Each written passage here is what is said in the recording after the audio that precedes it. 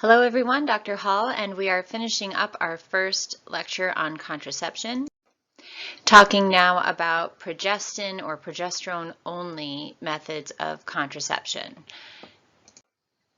So first of all, we spent the previous bit of time talking about combined hormonal contraceptives, which contain both an estrogen and a progestin. And for most people, most of the time, the benefits of a CHC are going to outweigh the risks.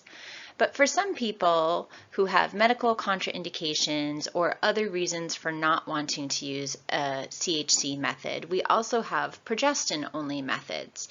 Also, sometimes these methods are preferred for lots of different reasons by people, so it's nice that we have so many options to offer. The other nice thing about progestin-only methods is they are safe for breastfeeding women and don't seem to interfere with breast milk supply, whereas the CHCs do seem to be a problem there. So in terms of our progestin-only methods, we have several. There are pills that have only progestin in them, also called mini pills. There's the Depo-Provera Injection, which is depo-medroxyprogesterone, a birth control shot. There's the Implant, the little rod that goes in your arm. It used to be called Implanon, now it's called Nexplanon. And then also most forms or many forms of emergency contraception and some types of IUDs are progestin-only methods. For the purposes of this lecture, we're going to talk about those first three progestin-only methods, and we'll talk about IUDs and emergency contraceptives in part 2 of contraception. So that's the next lecture. So progesterone-only pills, POPs, also called mini pills. So these have just the progestin component, so it's going to act by thickening the cervical mucus. Because there is no estrogen in them, you have less potential negative feedback on the hypothalamus, therefore a higher likelihood that you might still ovulate while on these pills. So you're truly reliant on the cervical mucus thickening, which we know lasts for about 24 hours after taking the pill. So users of these pills, it's really important that they take the pill at the same time every single day. You'll also notice that there are no placebo pills. So with progestin-only pills, you take an active hormone pill, a progestin pill, every single day, all the time. So then you might ask, well, what happens to the period? And the answer is, well, it depends. Sometimes, because people may still be ovulating, they may still have a regular period just like they always did. Or they might have a lighter period than what they used to have. Or they might have irregular and unpredictable bleeding, or they might have no bleeding at all. So one of the things that we'll find with all of the progestin-only methods is we're not going to see regular periods, right? Which on CHCs, those are really withdrawal bleeds. They're not true periods. But so bleeding with POPs can run the gamut from your periods don't change at all to you completely stop having them.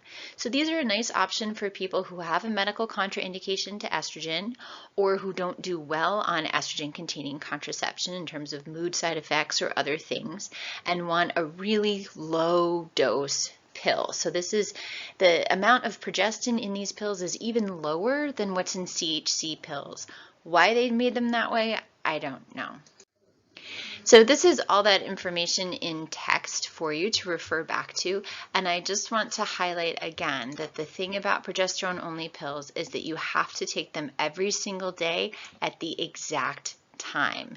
So these are more finicky than the CHC pills, so you have to be really good at being a perfect user to want to use this method, and it works really well for lots of people. The second method is the birth control shot or medroxyprogesterone acetate, which is given as a shot, usually in the arm or the buttock, once every 3 months. So this is super convenient. You don't need to remember to do something every day or every week or even every month. It's just basically every 3 months you go into the clinic and you get your shot, and it provides excellent protection against pregnancy. Now, one of the reasons that this is so effective is that it is actually quite a high dose of progestin. So whereas the mini pills are kind of as low as you can go with the progestin dose, Depo-Provera is really quite a blocker. blockbuster of a dose. And so Depo-Provera, we know, actually does cause negative feedback on the hypothalamus and prevents ovulation. So people on Depo-Provera don't ovulate, therefore they can't get pregnant, which is lovely. They also will stop having periods, usually within about 3 to 6 months. So a lot of people really like this effect of the Depo-Provera injection. They can have irregular bleeding for the first several months, but then usually they stop bleeding entirely. So lots of advantages here because it's very highly effective. You only remember it needs to do something once every 3 months. Your periods go away, which can be really great for people with dysmenorrhea or endometriosis. This can be a great treatment for that. There are some potential downsides to Depo-Provera, of course. It's a big dose, you get negative feedback, so your body also doesn't have any estrogen in it because your ovaries have been shut down, no LH, no FSH, and we're not giving you any estrogen in this method because it's progestin only. So that lack of estrogen does increase your risk for low bone density. So we have to monitor people who've been on this method for 2 years or longer to make sure that their bones aren't getting too thin.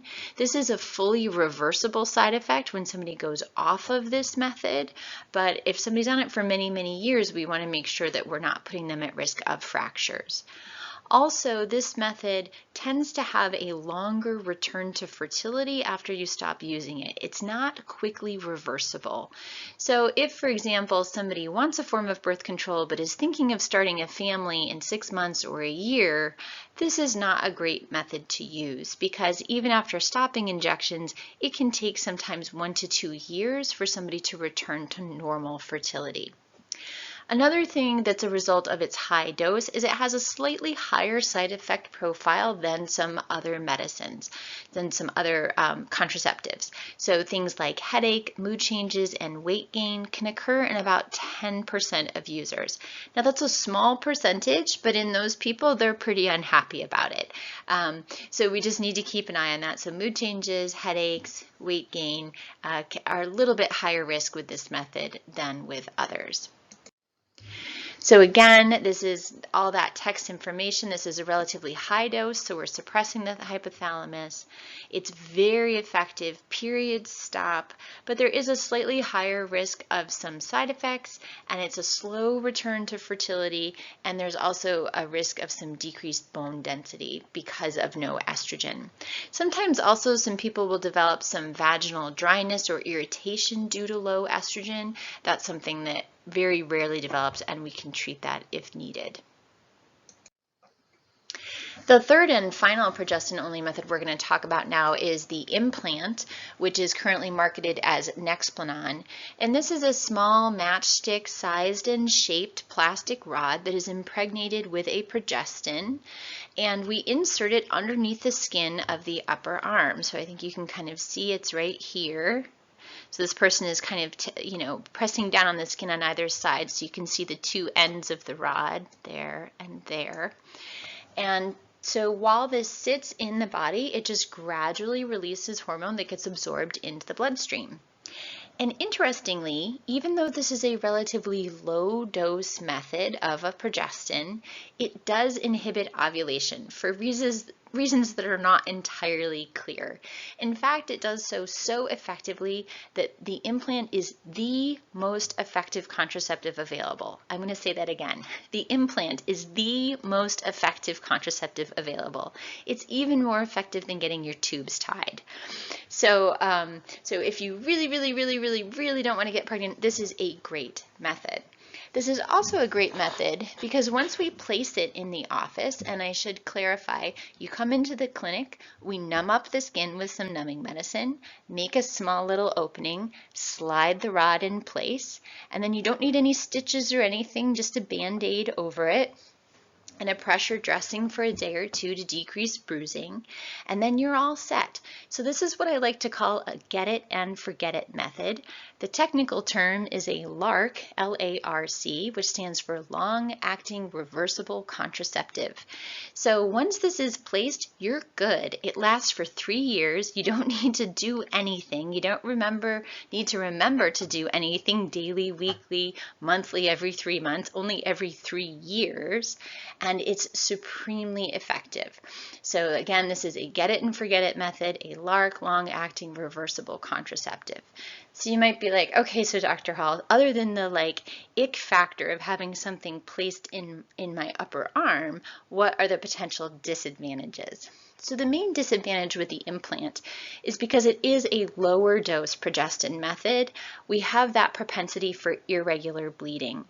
So all bets are off in terms of what type of periods people with implant will have. Some people will continue to have their regular periods. Some people will stop having periods altogether. Those people tend to be pretty happy. And some other people will develop irregular and unpredictable bleeding. Sometimes bleeding so they're spotting almost every day. Those people aren't very happy. And unfortunately, there's not a good way to predict what's going to happen in different people. We just seem to have to try it and see what happens.